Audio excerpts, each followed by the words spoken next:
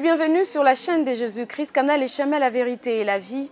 Mesdames, Messieurs, bien-aimés dans les Seigneurs, shalom et bienvenue à tous une fois de plus à cette émission spécialement conçue pour la célébration des 30 ans de la jeunesse chrétienne combattante où vous bénéficiez des différents témoignages pour vous fortifier encore une fois de plus dans la foi en Jésus-Christ. Et pour aujourd'hui, pour vous, nous recevons sur ces plateaux Maman Jaël Tiati. Elle est de la promotion Lydie, missionnaire au sein du ministère chrétien du combat spirituel. Elle est responsable de la JCC Dakar, ensemble avec son mari, ils sont coordonnateurs de la JCC Dakar. Dans la vie, elle est comptable et elle a un master en marketing, communication et également journalisme. Bonjour maman et bienvenue. Merci. Nous sommes très heureux de vous recevoir ici. Merci. Alors, vous venez fraîchement du Dakar. Comment s'est passé d'abord votre voyage jusqu'ici? Merci beaucoup. Je bénis le peuple de Dieu, je bénis le monde entier. Que Dieu soit loué.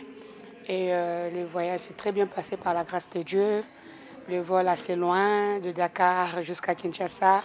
Ça s'est très bien passé. Le Seigneur est au contrôle. Il y a eu de quoi? De petites difficultés? Bon, pas trop de difficultés étant que telles, mais trop d'escales, C'est fatigant. C'est fatigant en fait. On a quitté 7 heures pour arriver à 20h30 à Brazzaville. Wow. Toute la journée, c'était pas facile. Mais la gloire soit rendue à Dieu, nous sommes là. Amen, voilà. Amen. Et on doit signaler que vous venez fraîchement. Voilà, je viens fraîchement d'arriver. Et on est honoré de vous recevoir ici sur notre plateau. Voilà, merci beaucoup. Que Dieu vous bénisse. Amen, amen. Alors, maman Jaël, je signalais tantôt que vous êtes de la promotion Lydie et également missionnaire, c'est-à-dire qu'il y a tout un parcours et certainement bien d'expériences que nous voudrions découvrir auprès de vous, que vous avez vécu avec Jésus-Christ au sein du ministère chrétien du combat spirituel, à la JCC particulièrement. Et dites-nous un peu, comment est-ce que vous avez connu la JCC? Waouh. La JCC, c'est toute une vie. C'est toute une vie. Nous sommes venus, je dirais même pas jeunes enfants, nous sommes vraiment venus enfants au sein du ministère chrétien. Par le biais des parents? Par le biais des parents. Nous sommes venus par le biais des parents. C'est d'abord papa qui a connu le ministère et ensuite maman qui a suivi. Et nous étions enfants tels que je venais de le dire, donc on ne pouvait que convoiter les pas de parents. Voilà. Donc, je suis venue, j'avais 10-11 ans au ministère. Et arrivé au ministère... Vous êtes venue parce que le parent était là, il n'y avait pas au tout début, c'était vraiment ça. Au tout début, c'était vraiment ça. Il faut partir, il faut partir. Si vous ne partez pas, il n'y a pas ceci, il n'y a pas cela. Donc, vraiment, on nous a imposé, je dois le dire comme ça, on nous a imposé le ministère. Et je bénis mes parents, papa et maman, ensemble là où ils sont, que le Seigneur le bénisse. Amen. Parce qu'il a fallu cette imposition-là pour que nous soyons ce que nous sommes aujourd'hui. Donc, je disais tantôt, je suis venue entre 11 et 10 ans et j'avais un problème. J'avais vraiment un problème. Et c'est ça mon témoignage au fait au sein du ministère chrétien du combat spirituel. Quand je suis venue, étant enfant, j'avais 2 petits. Celle qui vient juste après moi et le cadet. J'ai 2 petits. Et ils n'avaient pas ce problème-là d'uriner sur les lits. C'est-à-dire que... Donc, les petits déjà avaient arrêté. Voilà. Et vous continuez. La grande sœur continue. Voilà. Et la Yaya continue. Cette humiliation-là. C'était vraiment la honte pour moi. Et souvent, maman pouvait appeler les amis, venez voir ce qu'elle fait. Oh, à ce point. Voilà, c'était vraiment ce fardeau-là que je portais. Okay. Et je pouvais passer des nuits blanches. Parce que je peux... Pour s'empêcher d'uriner sur les lits. Et malheureusement, je peux résister 2 heures, 3 heures. Je suis emportée par le sommeil. 6 heures du matin, trop tard. Oh là là, désolée. Trop tard. C'était toutes les nuits? Toutes les nuits. Toutes les nuits. C'était un cachet. Et on m'avait même imposé un nom. Quand je suis arrivée à la JCC, c'était mon premier témoignage au fait. Pour les anciens connaissent une petite fille là qui a eu à témoigner pendant une retraite à l'IPEN. J'ai eu à témoigner parce que j'ai rencontré les dieux de la JCC dans cette retraite-là. Vous êtes arrivée à la JCC avec votre problème, avec ce problème justement où vous iriniez au lit pendant la nuit. Et vous êtes entrée, vous avez suivi des enseignements et vous êtes entrée en profondeur ou c'était juste une demande comme une petite fille, Seigneur, je voudrais bien arrêter. C'était pendant une retraite. Et il y avait Papa Juppé qui prêchait, si je ne me trompe pas. il y a des enfants ici qui urinent sur les lits. Vous êtes des sorciers. Vos urines là sont comme le carburant dans le monde des ténèbres. Si c'est votre cas, il faut pleurer à Jésus. Et c'est à moi qu'il était en train de parler automatiquement. Et j'ai commencé vraiment à pleurer. Après la retraite, je suis allée voir les encadreurs. On m'avait donné un programme de prière de 3 jours. Et après cette prière-là, jusqu'à aujourd'hui, je ne sais plus. Seigneur, gloire au Seigneur. Et c'est là où j'avais compris. Alors on dira que c'est votre toute... Ok. Voilà, c'est là où j'avais compris qu'il y avait un Dieu. Il faut s'y accrocher. À la JCC, je devais m'accrocher. Et c'est comme ça que j'ai pris plaisir au ministère chrétien du combat spirituel et plus particulièrement à la JCC. Gloire à Jésus. Voilà. Alors, c'était toute votre première délivrance que vous avez obtenue à la JCC. Vous y êtes accroché. Vous étiez encore petite. Certainement, il y avait certaines choses qui vous échappaient.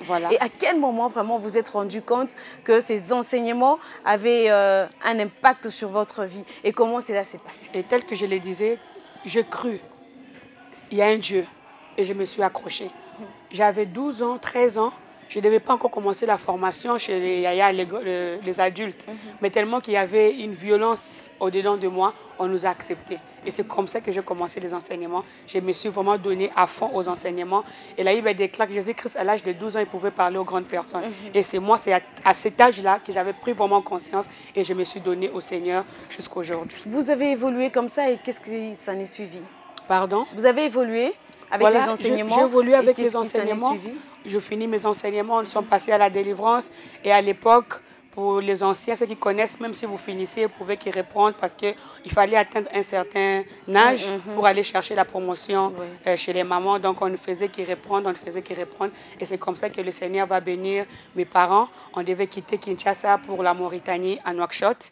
Et lorsqu'on devait partir, il y a notre maman de Resbe-moi, maman Olang, qui a dit, vous êtes déjà enseignés. Vos parents seront des exhortateurs, ils vont commencer à exhorter. Et vous, les enfants, vous serez des modérateurs. Et maman nous a imposé les mains. C'est comme ça qu'on est parti avec les parents et on a commencé à servir le Seigneur. On était déjà missionnaires, on peut le dire. Alors, vous avez commencé à servir les Seigneurs. Comment est-ce que vous avez vécu cette expérience? Vous avez demeuré justement dans les enseignements? Moi, personnellement, j'ai vraiment demeuré aux enseignements. Parce qu'au sein de la JCC, j'avais appris la crainte de l'Éternel. Je craignais le Seigneur, j'aimais le Seigneur. Je n'ai pas connu une vie, je vais dire. Je n'ai pas connu le monde. Je n'ai pas connu la boîte de nuit. Je n'ai pas connu toutes ces choses-là, je ne l'ai pas connu. Mais il y aura une réclamation qui va s'élever à la langue. Je ne sais pas si je dois déjà emboîter les pas. Oui. Donc, je commençais à servir le Seigneur tel que je venais de le dire. Je me suis vraiment donné. En Mauritanie. En Mauritanie. Et il y avait en 2006, nos parents de Resme-moi vont nous demander de quitter la Mauritanie. Pour ceux qui ne connaissent pas la Mauritanie, c'est un pays islamique. Donc c'est un peu trop fermé. Donc on devait maintenant quitter la Mauritanie pour le Sénégal, un pays laïque où c'était assez ouvert pour propager la bonne nouvelle. Et c'est comme ça que je vais arriver en Mauritanie. On a commencé avec la JCC. Et pendant qu'on était en train d'évoluer, du jour au lendemain, je commençais à ressentir une colère en moi. Là toujours en Mauritanie ou déjà au Sénégal? Au Sénégal, à Dakar plus précisément. Okay. Une fois que je suis arrivée à Dakar, 1 année, 2 ans, 2008 déjà, ça commençait à bouillonner au-dedans de moi. Je ne comprenais pas, je devenais colérique. Quand je sors, on me demande d'où tu viens, pourquoi on me demande d'où je venais. N'est-ce pas que je suis vierge, je ne connais pas des hommes, mais pourquoi les gens ont peur quand je sors? On ne m'accorde pas ma liberté. Exactement, et tout. Donc il y avait un jour, j'étais sortie, je suis revenue, et mon papa était tellement fâché, il a commencé à crier sur moi. J'ai dit, bon, il est en train de se fâcher parce qu'il sait que je ne suis pas vierge. Parce qu'il sait que vous êtes vierge. Voilà, il savait que j'étais vierge parce qu'en 2002, si je ne me trompe pas, après le témoignage de notre papa Dieu donné du ciel, que je salue aussi, lorsqu'il a fini de témoigner, papa Olang de Resme-moi va demander à toutes les jeunes filles vierges et les garçons vierges de monter à l'autel du Seigneur et il allait prier pour nous. Amen. Donc c'est ce jour-là où nos parents ont découvert que nous étions encore vierges. Et pour moi, c'était comme une erreur. Ils se sont dit, continuez à vous protéger. Voilà. Pour moi, je me suis dit, maintenant qu'ils savent, on n'est plus à l'aise. Quand tu sors, faut pas. Et c'était vraiment un peu ce que je vivais. Alors, tellement qu'il y a eu trop... comment dirais-je, on me coinçait un peu. Je me suis dit, bon, je vais mettre fin à cette virginité et je serai comme toutes les autres filles. Okay. Donc, bref, c'était ça. À la JCC. À la JCC, encadreur. Waouh. À la JCC, encadreur. Ça, c'est mon témoignage. Alors, c'est comme ça. après que mon papa ait crié sur moi, je me suis fâchée. Je dis que moi, de toute façon, moi, je vais me débarrasser de cette virginité-là. Comme ça, j'aurai la paix. J'aimerais souligner que je vous ai dit, dès qu'on est rentré à l'année 2008, j'ai ressenti en moi des pressions, la colère, je ne comprenais pas. Et cette décision, pardon, je l'ai eue aussi par colère. Et je l'ai mis en pratique. Pour une fille qui n'a pas connu la vie, qui n'a pas connu le monde, et je vais me donner comme ça, et je vais perdre ma virginité. Et quelques temps après, j'étais déjà enceinte. Waouh! J'étais déjà enceinte, encadreur, à la JCC, enceinte. Comment cela s'est passé? Comment est-ce que vous avez, il faut que je dise, reçu la nouvelle par vous-même? Catastrophique. Et moi-même, je ne pouvais pas accepter que c'était moi. Je me suis dit, mais oh là là, qu'est-ce qui se passe ici? C'est comme si je dormais dans un profond sommeil et je venais de me réveiller. Une fois réveillée, ça, ce n'est pas moi. J'ai commencé à pleurer. Je suis rentrée dans ma chambre. Je pleurais et j'ai entendu une voix qui me dit que Jaël, tu as déjà commis un péché en commettant la fornication. Tu ne dois pas encore commettre un deuxième péché en commettant l'avortement. Tu dois assumer. Et je dis que je vais assumer. Je n'ai pas regardé la position de mes parents en tant que coordonnateur au siège de Dakar. Je n'ai pas regardé ma position étant qu'encadreur. Je dis que je ne vais pas craindre les hommes, mais je vais craindre le Seigneur. Amen. Peu importe les insultes, peu importe la tribulation, je vais assumer. Et c'est comme ça que je devais mettre une stratégie. Parce qu'aujourd'hui, vous savez, quand on est serviteur de Dieu, souvent on prétend aider Dieu, alors qu'on ne peut pas aider Dieu. Je me suis dit que si les gens étaient au courant de ma situation, pour sauver l'œuvre, il faut avorter. C'est ça. J'ai dit, je ne vais dire à personne pour qu'on ne puisse pas m'emmener à faire ce que je n'ai pas envie de faire. Alors, j'étais obligée de garder cette grossesse-là jusqu'à 6 mois forts. Personne ne s'en est rendu compte. À la maison, maman. Personne ne s'en est rendu compte. Comment est-ce que vous avez fait? J'étais mince, hein. J'étais vraiment vous très, très mince. Seule la situation? Seule la situation. Je l'ai dit à personne. Je l'ai géré comme ça jusqu'à ce que, à 6 mois forts, c'était sorti. Je ne pouvais plus cacher. C'était sorti. Et notre maman de Rez-Mémoire, maman Olingue, a demandé à ce que je puisse quitter Dakar pour aller chercher la délivrance en Guinée-Conakry. Vous vous êtes retrouvée dans cette situation, que vous étiez enceinte, partant de toutes les responsabilités que vous aviez à la JCC Dakar, responsable, encadreur, et en plus fille de coordonnateur. Donc c'était vraiment un coup, un grand choc pour tout le monde d'ailleurs. Pour tout le monde. Et comment est-ce que vous avez pris ça vis-à-vis de Dieu, vous-même, votre relation avec Dieu, comment est-ce que vous l'avez géré pendant cette situation-là? C'était compliqué, c'était difficile, mais je suis que j'étais enceinte à 2 mois. Ah, donc vous ne saviez même pas? Non, je ne savais pas. Je vous ai dit, je n'ai pas fait la vie, je ne connais pas comment ça se passe, ces choses-là. Donc c'était une première expérience pour moi. Et en disant, si je dois les partager à quelqu'un, on va me forcer à avorter, et je ne voulais pas. D'où j'étais obligée de gérer la situation. Donc, c'était compliqué, mais vu Est-ce que ça vous a permis de reprendre conscience que vous êtes vraiment le jour où le jour où j'ai réalisé que j'étais enceinte, c'est ce jour-là où je me suis retrouvée, je me suis réveillée de mon sommeil. Parce que ce n'était pas vraiment ma vie. Parce que j'aimerais vraiment souligner en passant, quand j'étais adolescente, dès qu'on me drague, on me fait des avances, j'ai repoussé.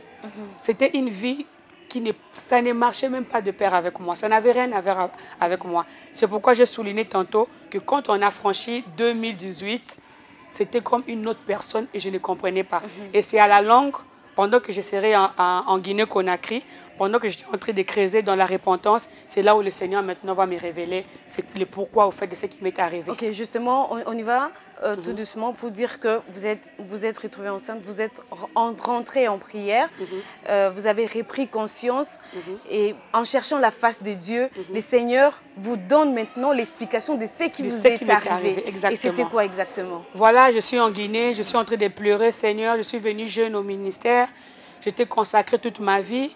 Comment je peux me retrouver dans de telles situations. Et c'est comme ça que le Seigneur va me révéler. Nous sommes nés dans une famille de 5 filles, 8 enfants, dont 5 filles. Et notre grand-mère nous avait consacrés à la sirène, au serpent. Toutes les filles? Toutes les filles. les filles, nous ne sommes pas appelées à aller loin aux études, à étudier, à se marier. Tout ça, c'est des condamnations. Et on nous a consacrés à la prostitution. Et lorsque je suis arrivée en licence en 2008, tel que je vous ai dit, le Seigneur m'a révélé que c'était le premier cycle universitaire. Donc j'étais Il ne fallait pas franchir. Il ne fallait pas franchir. J'étais la première fille de ma famille. Je signale que je suis la troisième des filles. Je suis la quatrième des filles, pardon. J'ai 3 grandes sœurs. La première, elle a eu des problèmes de tête et on l'a condamnée à ne pas aller loin aux études. Après le bac, elle devait arrêter. Elle a fait la coupe-couture. La deuxième, maman, elle a eu des problèmes de tête. Elle-même, le bac, elle n'a pas. Elle a fait des formations. La troisième, c'était la brillante, celle qui, mon papa vraiment mettait son espoir pour devenir docteur. Elle aussi, arrivée en terminale, elle sera grosse. Mon papa, tellement en colère, il a abandonné de faire les études. Elle a fait une formation en comptabilité. Donc, personne n'a atteint le cycle universitaire. Et quand vous êtes arrivée, et j'étais la première. Que cette condamnation voilà. puisse s'élever. J'étais en train de violer maintenant la condamnation de la famille. Raison pour laquelle je vous ai dit que dès que j'ai affranchi 2018, je ne me retrouvais même plus. C'était ça. 2008. 2008. C'était ça, au fait. Alors, quand le monde des ténèbres a vu que j'allais finir le premier cycle universitaire, c'est là où tout a commencé. Il fallait maintenant créer quelque chose, une situation pour que je ne puisse pas avancer dans mes études.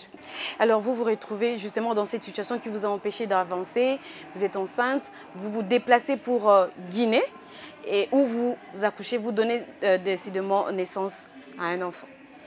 J'ai donné naissance à un enfant. J'aimerais souligner que dans ma famille, il y a eu mes grandes sœurs, mes grands frères qui se sont mariés légalement, mais qui n'arrivaient pas aussi à trouver des garçons. Parce qu'il y avait aussi, c'était aussi une condamnation dans la famille où il ne devait pas avoir des garçons. Donc tous les enfants devaient avoir que des filles. Que des filles pour continuer un peu cette condamnation-là, telle que je venais de le souligner. Et moi, pendant ma repentance en Guinée, je cherchais les dieux de papa et de maman au Langui. Le Seigneur a changé l'histoire de ma vie. Le Seigneur a passé par là pour faire tomber cette condamnation-là des garçons. Et cet enfant-là qui est venu de situations compliquées. Par la voie de la fornication. Par la voie de la fornication. Le Seigneur a quand même permis que cette loi soit brisée. Que vous donniez naissance à un garçon. Après combien de filles? Après 7. Waouh. Après 7 petites filles. Et votre enfant, c'était un garçon? Un garçon. Wow. On dirait que les voies de Dieu sont insondables. Les voies de Dieu sont insondables. C'est comme ça que j'ai changé l'histoire de ma famille. Après mon garçon, mes frères, mes sœurs ont eu affaire des garçons. Là, nous sommes au moins déjà 6 garçons dans la famille. Donc, le Dieu de papa et de maman est capable de changer. Et pendant que j'étais en train de passer mon temps dans la repentance, le Seigneur, pas seulement qu'il a effacé la honte de ma jeunesse, aujourd'hui, le Seigneur m'a mariée. Amen. Ma grossesse était un scandale à Dakar. Aujourd'hui, je suis devenue une bénédiction.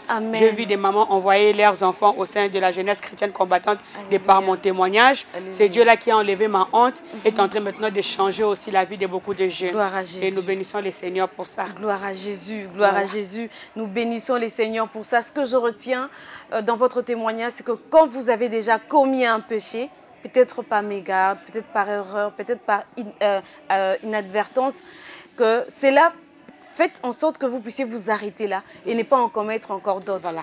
Donc revenir à Jésus, faire une repentance sincère, comme l'a fait justement notre maman Jaël. Elle est revenue, elle a fait la repentance sincère et c'est par là qu'elle a eu de révélations pour montrer qu'il y avait déjà une loi qui était là, bien établie et qui devait empêcher à ce qu'on puisse avancer, que les femmes, que les filles de sa famille puissent aller loin dans les études. Et puisqu'elle avait déjà franchi cette loi, il fallait qu'il y ait une chose qui puisse empêcher à ce qu'elle puisse avancer. Mais je signale là que vous êtes... vous avez un master. J'ai un master en communication marketing. Qu'est-ce qui s'en est suivi un peu plus rapidement? Un master en communication marketing, un mariage, mère de 3 enfants aujourd'hui. Je travaille aujourd'hui dans une clinique étant que comptable et je gère aussi le personnel. Donc avec le Dieu de la JCC, notre Dieu n'échoue pas. J'aimerais parler à une jeune fille qui m'écoute. J'aimerais parler à un jeune garçon qui m'écoute. Peu importe le péché dans lequel tu te retrouves, relève-toi. Plonge dans la repentance. Le Seigneur est capable de ôter la malédiction de nos familles. Même s'ils ont écrit que vous serez toujours des impudiques, vous serez toujours des malheureux, des alcooliques, je ne sais pas. Mais avec le Dieu du combat spirituel, la Bible déclare qu'il est celui qui ôte la maladie, que je roule l'opprobre d'Égypte. Donc, quand nous venons au ministère chrétien du combat spirituel, le Seigneur change notre identité, le Seigneur nous délivre. Et des enfants condamnés hier, nous sommes devenus des enfants délivrés aujourd'hui et un canal de bénédiction pour beaucoup de jeunes. Amen. Nous bénissons le Seigneur pour cela. Amen. Merci beaucoup, maman Tiati. Merci. Jaël. Merci. Alors, je rappelle que vous êtes de la promotion Lydie. Vous êtes missionnaire au sein du ministère chrétien du combat spirituel, actuellement à Dakar avec votre épout. Et nous disons également que vous êtes comptable, comme vous venez justement de le dire. Et vous avez un master en marketing, communication et journalisme. Exactement. Merci beaucoup d'avoir répondu à notre invitation. Beaucoup. Je suis sûre et certaine qu'une personne qui est en train de nous suivre en ces moments, qui devrait prendre une décision qui serait encore un péché de plus, s'arrête maintenant là et prend la décision de revenir uniquement à Jésus avec une repentance sincère. Surtout regardez à Christ, ne regardez pas aux hommes. Amen. Surtout quand nous sommes dans le Seigneur. Parce que mon témoignage, au fait, c'est ça. Dans le Seigneur, nous voulons aider Dieu. On n'aide pas Dieu. Peu importe le péché que tu as eu à commettre, confie-toi en l'Éternel. Mets tes genoux à terre. Dans la repentance, le Seigneur change toujours de situation. Amen, amen. Voilà, au fait, en bref, ce que j'aimerais vraiment transmettre au peuple de Dieu. Amen. Peu importe le péché, avec la repentance, notre Seigneur pardonne et il change l'histoire. Au travers son sang, il change l'histoire et une nouvelle vie commence avec le Seigneur. Amen. Que Dieu nous bénisse. Amen, amen. Merci beaucoup, maman Jaël. Nous avons été bénis par votre témoignage et nos téléspectateurs également. Amen. Nous vous disons merci d'avoir répondu à notre invitation. Merci beaucoup. Et que Dieu vous bénisse. Un bon séjour à Kinshasa. Merci beaucoup. Que Dieu vous bénisse. Merci beaucoup. Mesdames, Messieurs, bien-aimés dans les Seigneurs, nous voici à la fin de cette émission. Certainement, vous en avez tiré une leçon. Simplement, la repentance. Peu importe les péchés que vous avez commis, revenez à Jésus de tout votre cœur. Déchirez votre cœur et repentez-vous sincèrement. Il va vous accorder la paix dont vous avez besoin. Merci beaucoup de nous avoir suivis et de votre attention soutenue. On se retrouve très prochainement pour un nouveau numéro. Au revoir.